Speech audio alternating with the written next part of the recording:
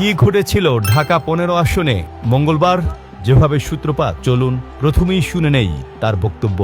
আমার ওয়াইফ ভিতরে কাজ করতেছে, বাসার ভিতরে এটা 3 তলা কাজ করতেছে, আমি ভিতরে ছিলাম। ইন দ্য মিড টাইম বাসায় নক করছে, সালাম দিছে, নক করছে, নক করার পরে ওয়াইফ যথারীতি বলছে। তো বলার পরে ওনারা বলতেছিল যে আপনার বাসা এই এখানকার ভোটার কিনা। হ্যাঁ, তখন বলছে না পিছনের ভোটার, ওই আমরা ওই পাশের গলির ভোটার আর কি, ওই নাম্বার ব্যবহার করা। তখন ওনারা করছে কি এই ভোটার আইডি কার্ড নাম্বার চাইলো, আর হইলো গিয়া এই মোবাইল নাম্বার চাইলো। শফিকুর রহমানের ইয়াতে সালাম টালাম পৌঁছাইলো। তারপরে যখন ভোটার আইডি কার্ড নাম্বার চাইছে, মোবাইল নাম্বার চাইছে, তখন আমি ওনাদেরকে চ্যালেঞ্জ করলাম যে আপনি এটা চাইতে পারেন কিনা। এটা বলার পর ওদিকে 1 থেকে 2 জন মহিলা দৌড়তেছে। দৌড়ার পরে আমি ওনাদের চেষ্টা করছি ধরতে, যে আপনার দাঁড়ান, কথা শুনেন, আপনার কারা, কারণ এইভাবে তো অনেক চুরি হয়। আমার ওয়াইফ একা বাসায়। হ্যাঁ, এই আমার মাইন্ডসেট আর কি। তারপর জিজ্ঞেস করার পরে ওনারা বললো আমরা ভোট চাইতে আসছি, এই সে তাতে কি হয়েছে, এই হলো ঘটনা। ওনারা ভোটার আইডি কার্ড নাম্বার চায় এবং কি মোবাইল নাম্বার চায়। তাই আমি বললাম এটাতে কি করবেন, আমরা মেসেজ পাঠাবো আপনাদেরকে। এলো সারমর্মটা। উনি আবার ফোন দেওয়ার সুযোগ পাইলো, ওনাকে বললাম আপনি কোন লোক থাকলে ফোন দেন। আসার পরে ওনারা আসলো এজ এ স্বাভাবিক, ওনারা আসলো স্বাভাবিক। উনি আসলো, দেখলাম একটু দম আছে। আরেকজন এসে আমার গায়ে ধাক্কা দিল, চলেন সামনে চলেন। আচ্ছা, তারপরে সমাগম হইলো, আপনারা তো আসছেন, এখন আপনারা বোঝেন এটা ওনাদের আইনের মধ্যে পড়ে কিনা। এই বক্তব্যের সত্যতা মেলে জামায়াতের নারী কর্মীদের এভাবে পলায়ন। প্রশ্ন হলো, বর্তমান আইনশৃঙ্খলা পরিস্থিতিতে যে কেউ অপরিচিত কাউকে ভরসা করবেন না, এটাই স্বাভাবিক। পরবর্তী ঘটনাগুলো শুনুন প্রত্যক্ষদর্শীর কাছ থেকেই।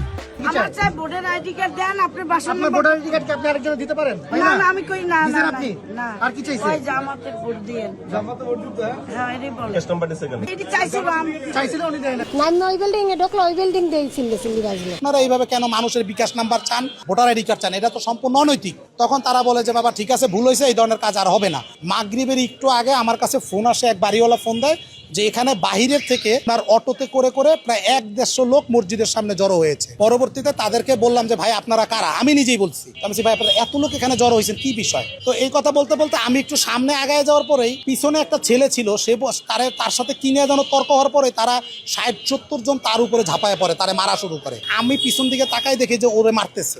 তখন এলাকার সব লোকজন মনে করেন দোকানপাট থেকে নেমে গেছে, এই গলির নেমে ওদেরকে মনে করেন যে ধরা শুরু করছে।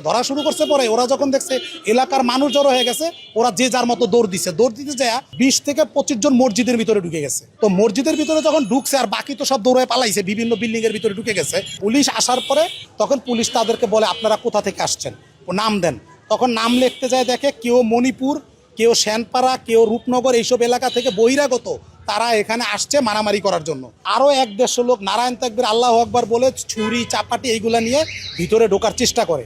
তখন এখানকে যে রাস্তার মধ্যে যারা মানুষ ছিল তারা আবার তাদেরকে দৌড়ানি দেওয়ার পরে সেনাবাহিনীও তাদেরকে দৌড়ানি দেয়। জামায়াত দাবি করছে তাদের নারী সদস্যদের মারধর করা হয়েছে। কি তার প্রমাণ?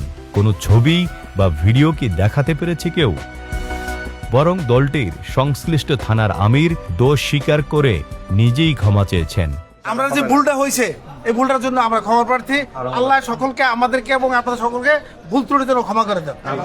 আর ইনশাআল্লাহ আমাদের লোকে যাবে না, ভুল হয়ে গেছে, এটার জন্য আমরা দুঃখিত। এই করার জন্য আমরা কেউ তাদেরকে বলি নাই, আগের থেকে তারা যে করছে অভ্যাসটা রয়েছে, এই জন্য তারা আসছে। এই ঘটনার উল্লেখযোগ্য দিক হল, এখানে বিএনপির কোনো নেতাকর্মী শুরুতে বা প্রত্যক্ষভাবে সম্পৃক্ত ছিলেন না। তবু বিএনপিকে দায়ী করার পুরনো খেলায় কেন মেতে উঠেছে দলটি? এর পাশাপাশি কতগুলো প্রশ্ন চলে আসে সবার সামনে। দেশের প্রচলিত আইন অনুযায়ী নির্বাচনী আচরণবিধি লঙ্ঘন করে কেউ কোনো প্রার্থীর পক্ষে ভোট চাইতে পারেন কিনা? এভাবে ভোটার আইডি কার্ড ও মোবাইল নাম্বারের মতো ব্যক্তিগত তথ্য চাওয়ার আইনগত কিংবা নৈতিক অধিকার তাদের আছে কিনা? তাদের এই বাড়াবাড়ির ফলে পরিস্থিতি বড় আকার ধারণ করলে তার দায় নিত কি তারা?